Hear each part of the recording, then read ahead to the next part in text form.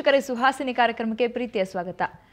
ಸಂಗೀತಗಳಲ್ಲಿ ಅನೇಕ ಪ್ರಕಾರಗಳಿವೆ. ಸಂಗೀತ ಅಂತ ಬಂದಾಗ ರಂಗಭೂಮಿಗೂ ವಿಶೇಷವಾದ ನಂಟಿದೆ. ರಂಗಭೂಮಿ, ಸಂಗೀತ ಅಂತ ತೆಗೆದುಕೊಂಡಾಗ ರಂಗಗೀತೆಗಳು ನಮಗೆ ನೆನಪಾಗ್ತವೆ. ರಂಗಗೀತೆಗಳು ಅಂತ ತೆಗೆದುಕೊಂಡಾಗ ಮಹಿಳೆಯರು ರಂಗಗೀತೆಗಳನ್ನು ಎಷ್ಟು ಮಟ್ಟಿಗೆ ಹಾಡ್ತಾರೆ, ಎಷ್ಟು ರಂಗಗೀತೆ ಕಲಾವಿದರು ನಮ್ಮ ಜೊತೆ ಇದ್ದಾರೆ, ರಂಗಭೂಮಿಗೂ ಮಹಿಳೆಯರಿಗೂ ಯಾವ ನಂಟಿದೆ, ಹೇಗಿದೆ ಅವರ ಭವಿಷ್ಯ ಅಲ್ಲಿ ತಿಳ್ಕೊಳ್ಳೋಣ ಇವತ್ತಿನ ಸುಹಾಸಿನಿಯಲ್ಲಿ. ಮತ್ತೊಮ್ಮೆ ಕಾರ್ಯಕ್ರಮಕ್ಕೆ ಸ್ವಾಗತ. ನಾನು ನಿಮ್ಮ ಗೆಳತಿ ಸಬಿತಾ.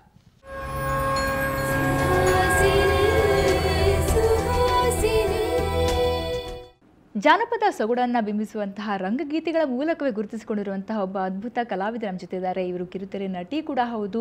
ಅವರೇ ರೋಹಿಣಿ ರಘುನಂದನ್. ಬನ್ನಿ, ಅವರಿಗೆ ಕಾರ್ಯಕ್ರಮಕ್ಕೆ ಸ್ವಾಗತ ಕೋರ್ತಾ ಇವತ್ತಿನ ಸುಹಾಸಿನಿ ಶುರು ಮಾಡೋಣ. Madam, welcome to the show. ನಮಸ್ಕಾರ ಸಬಿತಾ. ರಂಗಭೂಮಿ, ರಂಗಗೀತೆಗಳ ಕಲಾವಿದೆ ಅಂತ ತೆಗೆದುಕೊಳ್ಳೋಕ್ಕಿಂತ ಮುಂಚೆ ನಮಗೆ ನೀವು ಪರಿಚಯ ಆಗೋದು ಫಸ್ಟು ಕಿರುತೆರೆ ನಟಿಯಾಗಿನೇ. ಸೊ ರಂಗಭೂಮಿಗೆ ಬಂದಿದ್ದು ಹೇಗೆ? ನೀವು ರಂಗಭೂಮಿಯ ಮತ್ತು ನಿಮ್ಮ ನಡುವೆ ನಂಟು ಶುರುವಾಗಿದ್ದು ಯಾವಾಗಿಂದ ಅಂತ? ರಂಗಭೂಮಿಗೆ ನಾನು ಬರೋದಕ್ಕೆ ಮೂಲ ಕಾರಣ ಡಾಕ್ಟರ್ ಬಿ ಜಯಶ್ರೀ ಅವರು. ಕರ್ನಾಟಕದ, ಯಾಕೆ ನಮ್ಮ ಇಡೀ ದೇಶದಲ್ಲೇ ಹೆಸರಾಂತ ಗಾಯಕಿ, ನಟಿ, ಹಿನ್ನೆಲೆ ಗಾಯಕಿ, ನಿರ್ದೇಶಕಿ ಹಾಗೂ ಈಗ ನಾಮನಿರ್ದೇಶಿತಗೊಂಡಿರುವಂಥ ರಾಜ್ಯಸಭಾ ಸದಸ್ಯೆ ಕೂಡ. ಸೊ ಒಬ್ಬ ಸಶಕ್ತ ಮಹಿಳೆಯಾದ ಬಿ ಜಯಶ್ರೀ ಅವರು, ಅವರಿಂದಾನೇ ನಾನು ರಂಗಭೂಮಿಗೆ ಬಂದಿದ್ದು. ಆದರೆ ಎಲ್ರಿಗೂ ಹೆಚ್ಚಾಗಿ ಗೊತ್ತಿರೋದು ನಾನು ಕಿರುತೆರೆಯಿಂದ. ಯಾಕಂದರೆ ಕಿರುತೆರೆಯ ರೀಚ್ ಜಾಸ್ತಿ, ಎಲ್ರಿಗೂ ಗೊತ್ತಿರೋ ಹಾಗೆ. ಯಾಕಂದರೆ ತುಂಬ ಜನ ಟಿ ವಿ ನೋಡೋದು ಜಾಸ್ತಿ, ನಾಟಕಕ್ಕೆ ಬರೋರು ಕಡಿಮೆ. ಹಾಗಾಗಿ ನನ್ನನ್ನು ನಾಟಕ ನೋಡೋರೆಲ್ರಿಗೂ ನಾನು ರಂಗಗೀತೆಗಳನ್ನ ಹಾಡ್ತೀನಿ ಅನ್ನೋದು ಗೊತ್ತು. ಆದರೆ ರಂಗಭೂಮಿಗೆ ನನ್ನನ್ನು ಮೊದಲನೇದಾಗಿ ಕರೆತಂದಿದ್ದೆ ಬಿ ಜಯಶ್ರೀ ಅವರು. ಅವರಿಂದಾಗೆ ನಾನು ರಂಗಭೂಮಿಗೆ ಪದಾರ್ಪಣೆ ಮಾಡಿದ್ದು. ರಂಗಭೂಮಿ ಎಂಟ್ರಿ ಅಂತ ತೆಗೆದುಕೊಂಡಾಗ ನೀವು ನಟಿಯಾಗಿ ಬಂದರು ಅಥವಾ ಗಾಯಕಿಯಾಗಿ ಬಂದರು? ರಂಗಭೂಮಿಗೆ ನಾನು ಬಂದಿದ್ದೆ ಆಕಸ್ಮಿಕವಾಗಿ.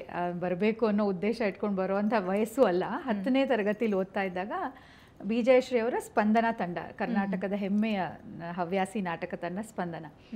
ಆ ತಂಡದಲ್ಲಿ ಜಯಶ್ರೀ ಅವ್ರ ನಾಟಕಗಳು ಅಂದರೆ ಅದರಲ್ಲಿ ಸಂಗೀತ, ನೃತ್ಯ ಜೊತೆಯಲ್ಲೇ ಹೋಗುವಂಥದ್ದು. ಹಾಗಾಗಿ ಅವ್ರಿಗೆ ಹಾಡೋರು ತುಂಬ ಜನ ಇರಲಿಲ್ಲ. ಆಗ ಒಂದು ನಾಟಕ ತೊಗೊಂಡಿದ್ರು 1985ರಲ್ಲಿ. ಅವರು ಹಾಡೋಕ್ಕೆ ಅಂತ ನನ್ನನ್ನು ನಾಟಕಕ್ಕೆ ತೊಗೊಂಡ್ರು ಜಯಶ್ರೀ ಅವರು. ಲಕ್ಷಾಪತಿ ರಾಜನ ಕಥೆ ನಾಟಕದಲ್ಲಿ ಹಾಡುಗಳು ಬಹಳ ಇದ್ವು. ಹಾಗಾಗಿ ನನ್ನನ್ನು ಹಾಡೋಕ್ಕೆ ಅಂತ ನಾಟಕದ ತಂಡಕ್ಕೆ ಸೇರಿಸ್ಕೊಂಡ್ರು. ಹಾಡ್ತಾ ಇದ್ದೆ ಅವ್ರ ಜೊತೆಯಲ್ಲಿ. ಆ ನಾಟಕದ ಹಾಡುಗಳನ್ನ ಕಲಿತು ಹಿನ್ನೆಲೆಯಲ್ಲಿ ನಿಂತ್ಕೊಂಡು ಹಾಡ್ತಾ ಇದ್ದೆ.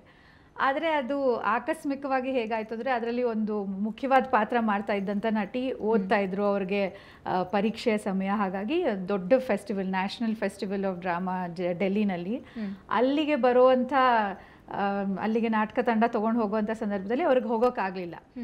ಆಗ ಜಯಶ್ರೀ ಅವರು ನೀನೇ ಆ ಪಾತ್ರ ಮಾಡು ಅಂತ ಹೇಳಿದ್ರು. ನನಗೆ ಹೆದರಿಕೆ, ಇಲ್ಲ ನನಗೆ ನಾಟಕ ಎಲ್ಲ ಮಾಡೋಕ್ಕೆ ಬರಲ್ಲ, ಅವರು ನಾನು ನೋಡ್ಕೋತೀನಿ, ಅದು ನಿನ್ನ ಜವಾಬ್ದಾರಿ ಅಲ್ಲ, ನಾನು ಎಷ್ಟು ಹೇಳ್ತೀನಿ ನೀನು ಮಾಡು ಅಂತ. ಅದು ನನ್ನ ಮೊದಲನೇ ನಾಟಕ 1986 ಜಾನ್ವರಿಯಲ್ಲಿ ಡೆಲ್ಲಿಯಲ್ಲಿ ಹೋಗಿ ಅಭಿನಯ ಮಾಡೋವಂಥ ದೊಡ್ಡ ಅವಕಾಶ ನಂಗೆ ಸಿಕ್ತು. ರಂಗಭೂಮಿಯಿಂದಾನೇ ಕಿರುತೆರೆಗೆ ನಂಟು. ನಾನು ಮೊದಲು ಟಿ ವಿ ಸೀರಿಯಲ್ ಮಾಡಿದ್ದು ಕಪಿನಿಪತಿ ಅಂತ. ಅದು ಮುಖ್ಯಮಂತ್ರಿ ಚಂದ್ರು ಅವರು ನಿರ್ಮಿಸ್ತಾ ಇದ್ರು, ನಾಗೇಂದ್ರ ಶಾ ಅವರು ನಿರ್ದೇಶನ ಮಾಡಿದ್ರು. ಒಂದು ಹಾಸ್ಯ ಧಾರಾವಾಹಿ.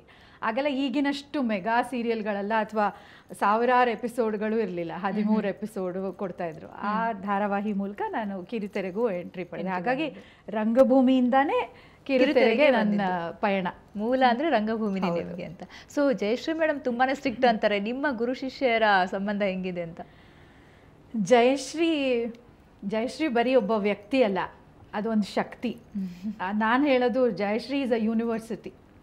ಆದರೆ ಅವ್ರು ಹೊರನೋಟಕ್ಕೆ ಹಾಗೆ ಒಂಥರ ಕಠಿಣವಾಗಿ ಕಾಣ್ತಾರೆ, ಆದರೆ ತುಂಬ ಮೃದು ಹೃದಯಿ. ಅವರು ಜೊತೆಲೇ ಇದ್ದವ್ರಿಗೆ ಗೊತ್ತಿರುತ್ತೆ ಅವರು ಎಂಥ ಸಂದರ್ಭಗಳಿಗೂ ಕಲಾವಿದರಿಗೆ ಅಥವಾ ಜೊತೆಯವ್ರಿಗೆ ಮಿಡಿಯುವಂಥ ಮಿಡ್ತಾ ಇರುವಂಥ ಹೃದಯ ಅವ್ರದ್ದು. ಆದರೆ ಅವರು ಸಾಧನೆಯ ಹಾದಿಯಲ್ಲಿ ಎದುರಿಸಿದಂಥ ಕಷ್ಟಗಳು, ಅವರು ಎದುರಿಸಿರುವಂಥ ಪರಿಸ್ಥಿತಿಗಳು, ಅದರಿಂದ ಕಾಠಿಣ್ಯ ಸಹಜವಾಗಿಯೇ ಬರುತ್ತೆ. ಆದರೆ ಅವರು ಕಠಿಣ ಹೃದಯ ಅಲ್ಲ. ನಾನು ಹೇಳೋದು ಶೀಸ್ ಅ ಡಿಸಿಪ್ಲಿನೇರಿಯನ್.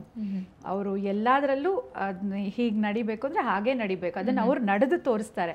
ಹೊರನೋಟಕ್ಕೆ ಅವರು ಕಠಿಣವಾಗಿ ಕಾಣ್ತಾರಷ್ಟೇ, ಆದರೆ ನಿಜವಾಗೂ ತುಂಬ ಒಳ್ಳೆ ಸಹೃದಯಿ ವ್ಯಕ್ತಿ ಆಕೆ. ಓಕೆ, ರಂಗಗೀತೆಗಳು ಅಂತ ಬಂದಾಗ ರಂಗಗೀತೆಗಳು ಬೇರೆ ಗೀತೆಗಳಿಗೆ ಹೋಲಿಸಿದಲ್ಲಿ ಬೇರೆ ಹಾಡುಗಳಿಗಿಂತ ತುಂಬಾ ಡಿಫ್ರೆಂಟ್ ಆಗಿರುವಂಥದ್ದು. ಸೊ ಇಲ್ಲಿವರೆಗೂ ಎಷ್ಟು ರಂಗಗೀತೆಗಳು ಸ್ಟೇಜ್ ಶೋ ಇರ್ಬೋದು ಅಥವಾ ಎಷ್ಟು ರಂಗಗೀತೆಗಳನ್ನು ಹಾಡಿರ್ಬೋದು ನೀವು? ಇಷ್ಟು ರಂಗಗೀತೆಗಳ ಶೋಸ್ ಅಂತ ನಾನು ಲೆಕ್ಕ ಮಾಡಿ ಹೇಳಕ್ ಸಾಧ್ಯ ಇಲ್ಲ. ನೂರಾರು ಅಥವಾ ಸಾವಿರಾರು ಶೋಗಳು ನಾವು ಮಾಡಿರ್ಬೋದು, ಆದರೆ ನಾನು ಅವ್ರ ಜೊತೆ ವಿದೇಶದಲ್ಲಿ ಹೋಗಿ ಹಾಡಿಲ್ಲ.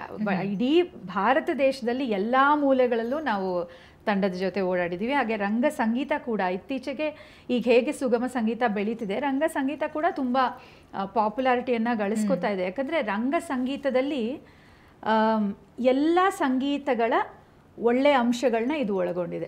ರಂಗ ಸಂಗೀತದಲ್ಲಿ ಶಾಸ್ತ್ರೀಯತೆ ಇದೆ, ರಂಗ ಸಂಗೀತದಲ್ಲಿ ನಿಮ್ಮ ಸುಗಮ ಸಂಗೀತದಲ್ಲಿ ನಮ್ಮ ಸಿಗುವಂಥ ಭಾವನೆಗಳಿಗೆ ಸಹ ಬೇಕಾದಷ್ಟು ಒತ್ತು ಸಿಗುತ್ತೆ. ಯಾಕಂದರೆ ಅದರಲ್ಲಿ ಪದಗಳೇ ಮುಖ್ಯ. ಅದರ ಜೊತೆಗೆ ಸಂಗೀತದ all genres of music, best of all genres of ಮ್ಯೂಸಿಕ್ನ ರಂಗ ಸಂಗೀತ ತಗೊಂಡಿದೆ ಅಂತ ಹೇಳ್ಬೋದು. ರಂಗ ಸಂಗೀತದ ಕಾರ್ಯಕ್ರಮಗಳು ಕೂಡ ತುಂಬ ಪ್ರಚಲಿತವಾಗ್ತಾ ಇದೆ. ಈಗ ಹಂಪಿ ಉತ್ಸವ ಇರ್ಬೋದು, ವಿಶ್ವ ಕನ್ನಡ ಸಮ್ಮೇಳನದಲ್ಲಿ, ಅದರಲ್ಲೆಲ್ಲ ನಮ್ಮದು ಒಂದು ಪ್ರಾಮಿನೆಂಟ್ ಆದ ಕಾರ್ಯಕ್ರಮ. ಆದರೆ ಇದನ್ನು ಆರಂಭ ಮಾಡಿರೋದೇ ಜಯಶ್ರೀ ಅವರು ಅಂತ ನಾನು ಧೈರ್ಯವಾಗಿ ಹೇಳ್ಬಿಡಿ. ಅದ್ರ ಜೊತೆ ಕೆಲವರು ಬೇರೆಯವರು ಸಹ ತುಂಬ ಚೆನ್ನಾಗಿ ಹಾಡೋರು ಇದ್ದಾರೆ ಈಗ, ಆದರೆ ಹೆಚ್ಚು ಜನ ಇಲ್ಲ.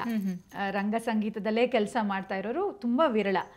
ಅದನ್ನು ಜಯಶ್ರೀ ಅವರು ತುಂಬ ಪ್ರಚಲಿತ ಪಡಿಸೋದಕ್ಕೆ ಆ ನಿಟ್ಟಿನಲ್ಲಿ ತುಂಬ ಕೆಲಸ ಮಾಡ್ತಿದ್ದಾರೆ. ಆದರೆ ಒಂದು ವಿಶೇಷ ಏನಂದರೆ ಇದರಲ್ಲಿ ವೃತ್ತಿ ರಂಗಭೂಮಿ ಮತ್ತು ಹವ್ಯಾಸಿ ರಂಗಭೂಮಿ. ವೃತ್ತಿ ರಂಗಭೂಮಿ ಈಗ ನೀವು ಕಾಣೋದು ಬಹಳ ಕಡಿಮೆ.